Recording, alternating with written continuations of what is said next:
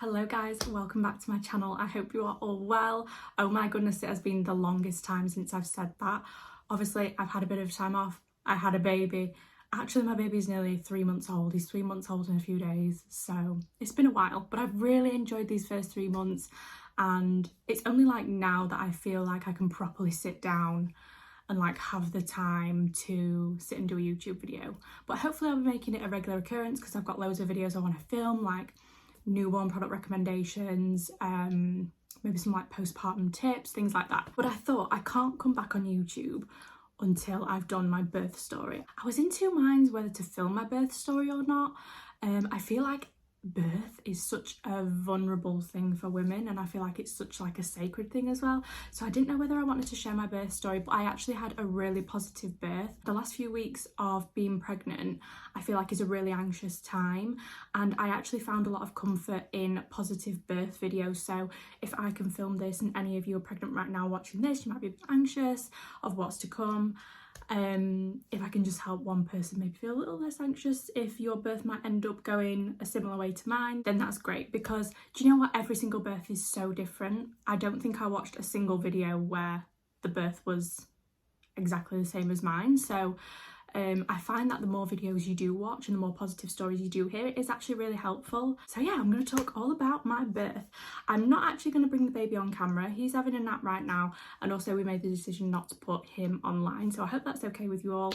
So yeah, so in order to start my birth story I need to take you back to the first trimester. So when you're pregnant in England, at least, you can either have a midwife-led pregnancy or a consultant-led pregnancy. I have a duplex kidney, so I was consultant led from the beginning. By the way, if any of you have a duplex kidney, I know it's like super rare, but pregnancy was always like a concern for me with my duplex kidney. Ever since like I found out that I had it, pregnancy was kind of like a little bit of a scary thing for me. But everything was literally fine. Everything was smooth sailing throughout my pregnancy. So if you are worried about it, I was absolutely fine. So I was consultant led from the beginning, and I actually ended up getting COVID at, I think it was about 7 or 8 weeks. So when I got to my 20-week-ish, or it might have been like 19 or 20 weeks appointment with my consultant, he suggested that because I'd had COVID early on in pregnancy, that I go for a growth scan just to make sure the baby was growing okay. Went for a growth scan about 20, 21 weeks pregnant, something like that. And the baby was measuring big. So he was like, okay, do you know what? Come back in 2 weeks. We'll do another growth scan. Wait, I really, really liked my consultant. He was absolutely amazing. He was very like to the point, which I really like from someone who's a professional, especially in like a situation you've never been in before. I like someone to be like, this is it, ABC, XYZ, you know. He was absolutely amazing, can't fault him. Kept going back every 2 weeks for growth scans. Baby's measuring big, baby's measuring big. You know, he was just a chunky monkey. As I got closer to the end of my pregnancy, there was kind of like discussions about whether I might end up having an emergency C-section. If I did go down a vaginal delivery, it might end up in an emergency C-section, which I kind of knew anyway. I'd heard loads of stories about emergency C-sections and things like that. There was also an option to choose to have a C-section, have an elective C-section within measuring big, or basically the choice was mine. And do you know what, I'd seen so many birth stories and all this kind of thing that I actually said to myself, I'm not making a birth plan. I don't want to make a birth plan. I don't want to disappoint myself. Within measuring big, I honestly do not care whether the baby comes out C-section, vaginally, whatever. As long as the baby's out and he's okay and I'm okay, that was all that mattered to me in my mind. I genuinely did not care. 30 something weeks, I started a hypnobirthing course, and I also started reading a book called The Positive Birth Book, both of which I abandoned about halfway through. The Positive Birth Book was kind of good because you got to learn about every single option that you have during birth, as well as like medications, pain relief, that kind of thing. So I would recommend it for that reason, but it was kind of making me feel that if I had something that wasn't a home birth without any pain relief, then it almost wasn't proper, like a proper birth. That's how it made me feel. I know it can really empower women and things like that, but I kind of took it a different way, but I did find it really useful for all the options for birth, so I would recommend reading it. And the hypnobirthing, again, just kind of made me feel that way, that if I had anything but like a home birth or a vaginal birth, then I kind of failed. And I didn't want to feel that way. I wanted to feel positive going into my birth. I wanted to feel knowledgeable. I wanted to feel just ready for anything that was going to happen to me, basically. So I kind of abandoned those because they were making me feel a certain way.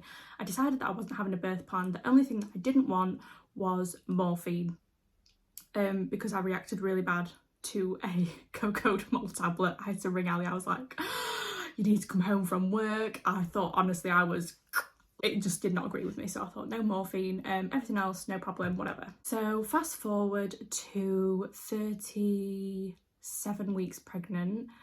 I hit 37 weeks on New Year's Eve, and from 37 weeks onwards, I was having what I think were contractions, because I was having Braxton Hicks before then and they didn't feel like this, but the contractions would come on for about 10 minutes. They'd stop for like an hour, a couple of hours, go on to the next day. Then I'd have more, I'd have like the odd one, and it was just not progressing at all. It was like 2 weeks worth of like on and off contractions. And I could feel him getting lower as well. I was like, oh my God. But this is 2 weeks of, oh my God, is today the day? And it just, it never came. Some of the contractions were horrible, especially at like 38 weeks. I remember I was sat eating my tea once and I had to put my bowl down and I was literally like holding my belly like over the sofa like this, like crying. Oh my God, it was like, I mean, it was bearable. I was honestly like, oh my God, like what was that?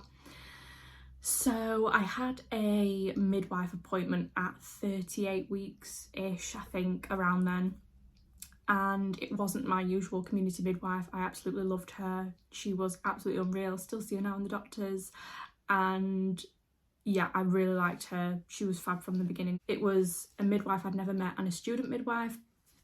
At this point, at 38 weeks, my mental health was not great. I think I was just like anxious. There was a lot of like adrenaline. You know that this huge moment in your life's coming up, and it was just like a lot. I didn't really want to see anyone. The only people that I wanted to see was my husband and my mum. Didn't want to see any of my friends. I pretty much isolated myself, and I had sciatica again. So I had sciatica at 30 weeks for 4 weeks, and then I got it again at 36 weeks, and I had it right until the end of my pregnancy. So yeah, not fun. The thing that was keeping me going was like cleaning my house every day and things like that, but because I had sciatica and I was in so much pain by the end, I couldn't do the things that were kind of keeping me going. So oh my God, I just remember being like in so much pain. My hips were burning, my legs were hurting. I was waking up every single hour in the night. I couldn't roll over in bed. Like the pain that I felt on the last 3 weeks of pregnancy was worse than birth, postpartum, anything that I've been through since. The pain of the last 3 weeks of pregnancy was horrendous. And all you can do is take paracetamol, and that doesn't even work for sciatica, so love that. And then I had a consultant appointment at 37 weeks, but it wasn't with my usual consultant because he was off. It was with a different consultant, and I feel like this consultant, he was kind of saying, again, baby's big. This is what they kept saying every week, baby's big, baby's big. And he was like, look, people give birth to big babies all the time, which obviously I knew that was fine. And he was like, just keep doing what you're doing, things going in the right direction. And I kind of feel like there wasn't another option for me discussed other than go home and keep doing what you're doing. Whereas I know that if I'd have seen my other consultant at 37 weeks, it would have been a completely different conversation, because I saw him at 39 weeks on the 16th of January. I walked into his room, I sat down, he looked at me, went, how are you, Rebecca? I just went, I am in so much pain. And he looked at me and he went, you look it.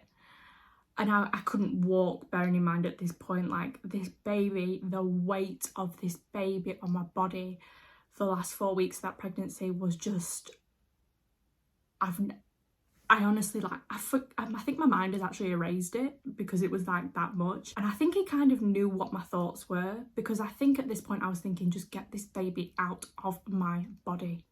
Get him out of me now. Like, I don't think I can do it anymore. So he looked at me and went, do you want a C-section? And I went, I think that's what's going to have to happen, because I honestly don't think I can do it anymore. Like, the sciatica, the pain in my pelvis was like another level, guys. Like, I'm not even exaggerating. Like, I was just crying every day. I couldn't roll over in bed, so I wasn't sleeping. My mental health was just like I wasn't speaking to any of my friends. It was so horrible, really horrible. So I was like, get this baby out my body. He went, right, we're gonna book you on. Signed all these forms to say all these different things, blah blah blah. He went, go and sit in the waiting room and someone will call you in with a date.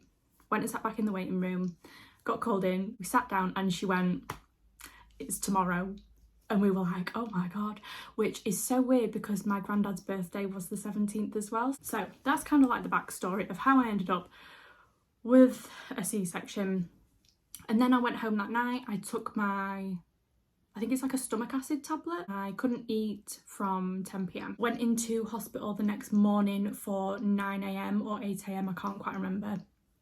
And we were told that we were going to be in the afternoon. So it was like 5 p.m. But because we'd been kind of rushed through last minute, there were other people who had been booked in the morning and stuff like that. So it was like, no problem, like, don't mind waiting. So we were laid on the ward all day. Ali was doing a bit of work on his laptop. I was watching Harry Potter and Vampire Diaries all day on my iPad. We took all the bags, the car seat, everything. Also, what I really liked about having a C-section as well, and knowing I was going for a C-section, the night before I gave birth, I washed my hair. I did a full body scrub, shave, fake tan. I did my nails. I tinted my eyebrows. I just did like a full pamper. No matter how much pain I was in, I was like, I am going to look good on this birth. And I was really in good spirits on the 17th because I knew that by the end of the day or by the end of the night, this baby was going to be out of me and I would be out of pain, because the pain, oh my God, I just could not cope with it. So again, I was still having contractions throughout all of this as well, like as the sciatica pain, so it just wasn't great.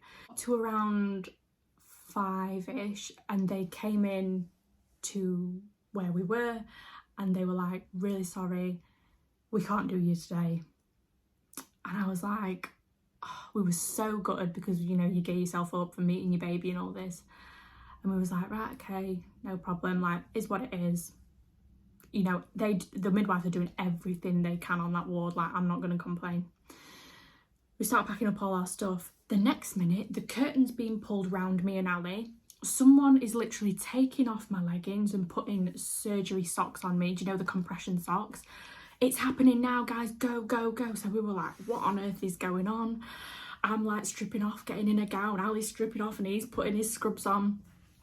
And then the next minute, someone comes in and goes, it's not happening, we've had an emergency. So it's like, oh my God, like all that, like obviously like the emotions like up and down. If I was not pregnant and that kind of situation was happening, I would be fine. But I think like the pregnancy hormones and like the adrenaline and everything like that, I just burst out crying. I don't know why, it's not their fault. And I was like, and I was saying to them like, it's no problem, it's fine, it's fine. I think it was just like the adrenaline and all that kind of stuff. So again, we get changed, we pack our bags. Ali rings up our local curry house and orders us a curry for when we get home, because we live quite close. Well, we only live about 15 minutes from the hospitals. He rings up for the madras, puts the phone down, packed our bags. We're walking out of the door and they're saying, come back tomorrow. Got halfway out the corridor and I said to Ali, oh my God, I've forgotten my stomach acid tablet that I need to get for tonight. I'll go back. We start walking back. Someone is waving us down. Go, go, go. It's happening now. You're having this baby. It's happening. So we were like, what on earth is going on? We went into this room, got changed again. I'm in the gown. I met with the anaesthetist. Anaesthetist? Is that the word for it? Anaesthetist? The guy who does your spinal block. He was explaining all that to me. He was a really, really nice guy. He was like, have you been on holiday? You look very tanned. I was like, no, I did my fake tan last night. And he was like, oh, your tan might get ruined because we're going to put glue and all these things all over you. And I was like, yeah, no problem. And he was like, you're going to come in on your own. We're going to do your spinal block, get you laid down, and then your husband can come in So I was like, no problem. I think the last thing that I was doing before I actually got taken into surgery, I actually brushed my hair. Don't know where my hairbrush came from, but whatever. Walked into theatre, and I don't know why, but I just started uncontrollably shaking and crying. And I think it was genuinely adrenaline, because I was saying there was one of the ladies in there and she was holding my hands and she was like, you're fine, you're fine. She was absolutely amazing at calming me down. And I was saying to her, like, I don't know why I'm crying, I don't know why I'm shaking, I'm not nervous, like, I don't know what's happening, like, whatever. And she was like, look, it's just adrenaline, you'll be absolutely fine, you've never done this before, it's no problem, you are absolutely fine, we've got a great team here, blah, blah, blah, and all this. She was so reassuring. Oh, it was absolutely so nice to have her in the room. In fact, every single person in that room was so amazing. To have my spinal block, absolutely no problem whatsoever. It was just more like of a kind of pain, you know, like you just kind of go, God. It was like not painful whatsoever. The most painful part was the cannula in my hand, I've got to be honest. That was like the most painful part for me, weirdly enough. Laid me down, I had all these little things in me, I was hooked up by my cannula and all that kind of stuff. And then they let Ali in. Ali came and sat next to me. He was just talking to me, we were talking about the curry that we were going to have. Ali had to cancel the curry, obviously. And then everyone in the room was talking about what they order when they get a curry. And the anaesthetist just comes down to me and goes, oh, by the way, the surgery started. And I was like, really? Because I could not feel a thing. Because what they actually do first is they give you the spinal block, and then he was like tapping my legs and like all the way up to my hips and stuff like that to see if I could feel it, to make sure that I was actually numb before they started the surgery. And there's so many things that they go through with you like that just, you know, make you feel a bit easier. Also, if you start feeling a bit sick, they can give you like an anti-sickness thing through your cannula as well, because I did feel a bit weird at one point. People say it feels like there's someone doing the washing up in your stomach. I felt like I was getting a belly massage. That's what I felt like it was. I felt like someone was really like massaging my belly, and at one point I could feel them like pushing down on my ribs, obviously, like they were pushing Rome down to get him out. He actually had to come out by forceps as well. And honestly, within 10 minutes of Ali coming into the room, Rome was born. So he was born at 7:30 on the 17th of January, and he was £7.11, so he wasn't as big as everybody was saying anyway throughout all these growth scans. But I'm not kidding, as soon as that baby was born, the pain that I was experiencing the last few weeks of pregnancy literally melted away and never came back. Even when the anaesthetic wore off and everything like that, the pain never came back. It was genuinely the weight of rope on my body. I said to the anaesthetist, like, I'm genuinely excited for this spinal block because it'll be the first time I've not had like backache or sciatica pain for months. So I was really excited for my spinal block, and as soon as he put it in, I literally went, oh my God, that's heaven. Literally like, oh my God, this is amazing. I actually really enjoyed it, you know. And then Rome was there, and I was like, as soon as I heard him cry, I just went like this. I was like, oh my God. I was like, he's fine, everything was okay with him. They showed him to me and Ali, and then they took him off to make sure he was okay and stuff, put a nappy on him. And then they weighed him, did all that kind of stuff. And then I wanted Rome to go straight to Ali because I'd had Rome for 9 months, felt like we had a really good bond. And so I wanted him to go to Ali, you know, to get their bond going, and it was just a magical moment. And yeah, I think they spent like half an hour, 40 minutes stitching me back up. But to be honest, you've got this baby and you can't stop looking at this baby, that it goes so fast. Then we went into a recovery room where it was just me and Ali for a while, fed Rome, kind of texted all our family and stuff like that, and just said, he's here. After we'd been in there a couple of hours and they kind of made sure I was okay, we got moved on to a ward. By this time, I think it was like 11 p.m, midnight. So I said to Ali, look, why don't you go home, check on the cats, make sure they're okay, get a good night's sleep, because I need you to be well rested tomorrow, because I knew that I was going to kind of be up all night. And Rome just slept the entire first night, but that's because obviously they've gone through this huge traumatic thing and they're just so exhausted from the birth and things like that. But I was just so awake, I could not stop staring at this beautiful baby.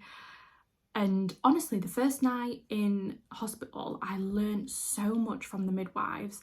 Like I kept pressing the buzzer 24/7. I was like, is he okay? He's making this noise. Like, what does this mean? Like, I had so many questions, but I'm glad I asked them, because it built my knowledge and built my confidence. And I honestly learned so much from the midwives there. It was absolutely brilliant. And yeah, I really enjoyed that first night. I had a tuna sandwich. I didn't have the classic tea and toast after birth. I actually had a tuna sandwich and some orange juice, and what else did I have? I think I had some crisps or something like that. It was really nice. I really enjoyed the tuna sandwich. It was so nice. And then obviously Ali went home and I couldn't stop texting him all night, and we were just like, neither of us could sleep, but I really wanted him to get some rest obviously, and I really wanted him back with the cats as well. So yeah, and then Ali came back in the morning. We had visitors the next day, and then I actually came home that night. They did say to me, we would like you to stay in another night if you will, and I was like, I just want to go home. In hindsight, I wish I'd have stayed an extra night. Spinal block wore off on my legs and I was up walking. It wasn't that bad, to be honest. I could just like shuffle around. You're just kind of like hobbling like a little old lady for a little bit sore, but nothing compared to what I thought it'd be. My scar is healing brilliantly. Like, it's so low down that you would not even see it if I had a bikini on, and it's like really small, really neat, so that's brilliant. I felt really supported by all the midwives. I felt really supported by everyone there. They were absolutely amazing. I can't thank all the staff enough for everything that they did for me throughout my whole pregnancy and birth. And I honestly expected to be in a lot more pain postpartum than what I actually was. When I was in recovery, all I had was paracetamol and ibuprofen, and one of the midwives came around to me. She was like, you do know we've got it on your thing that you can have liquid morphine if you want it. I was like, look, I don't need it. I was like, I'm fine on the ibuprofen and the paracetamol. So yeah, and then I went home and they said, like, you know, no exercise for like 6 weeks, blah blah blah, and all that kind of stuff. I think I was hoovering on like day 5, not good. And everybody helped. Ali really helped. He cooked all the teas for us. To be fair, what I did before birth as well, if anyone's pregnant right now, this is such a good thing that saved me in those early weeks. I actually batch cooked like a month's worth of teas for me and Ali, bolognese, chilies, everything like that, and I froze them. In the morning we could just take one out and then let it defrost, heat it up at night with some pasta, and tea was done. And I was having a really good meal.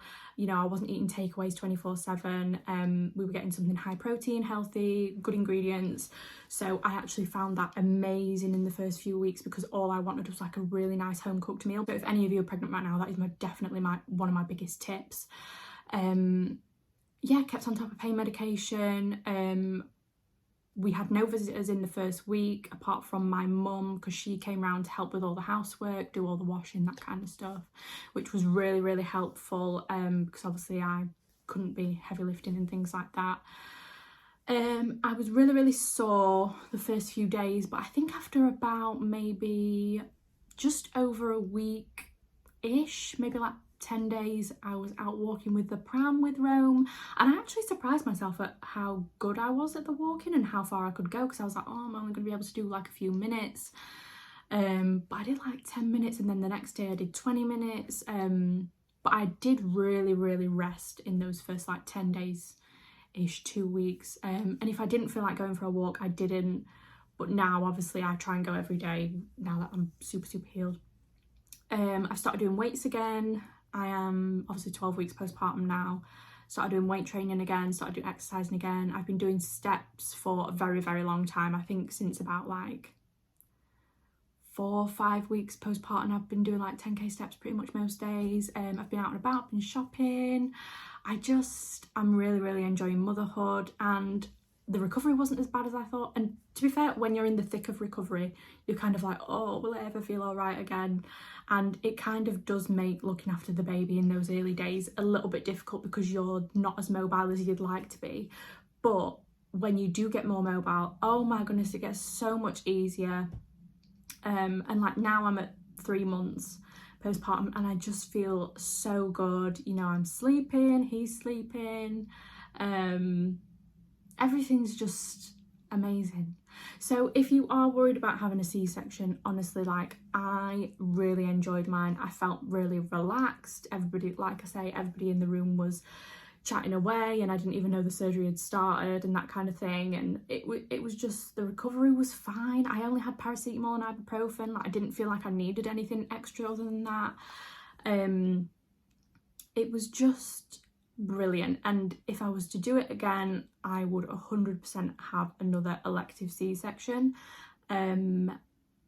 You can do a VBAC, which is a vaginal birth after C-section, but if I'm honest, I really enjoyed my C-section and I think I'd just do the same thing again. And I know this is kind of like superficial of me. I really enjoyed going into birth knowing that I had clean hair, my eyebrows were fresh, my tan was on, my nails were done, because it just makes me feel good. And I think those things, those tiny little things that make you feel good, you have to cling on to them at the end of pregnancy and those early postpartum days, because something as simple as like a really hot shower just makes you feel so good, and it kind of brings your mood up a bit and you feel like, okay, I can do this, you know. So you've got to kind of cling on to those tiny little things. So yeah, I know it's superficial, but I really enjoyed having that organisation and that kind of like level of planning to my birth. Yeah, I don't know what there is else to say about my birth other than that I really enjoyed it, I really loved it. So I would like to do some more videos on maybe postpartum, or products that I felt were helpful in pregnancy, postpartum,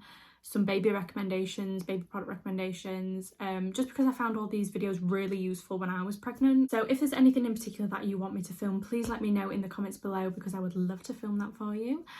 And yeah, thank you so much for listening to my birth story. I'm really excited to be back on YouTube, oh my goodness. And yeah, love you all so much. Thank you so much for watching. Bye.